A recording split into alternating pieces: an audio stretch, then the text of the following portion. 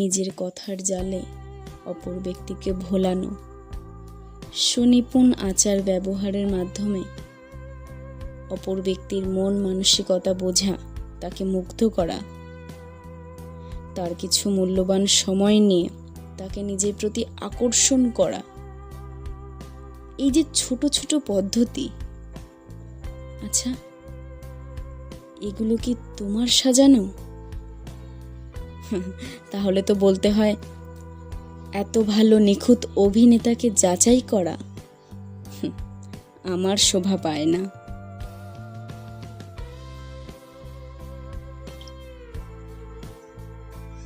তোমাকে ভুলে যাওয়া বা ঘৃণা করা, দুটোর কোনোটাই আমার সাধ্যের মধ্যে নেই।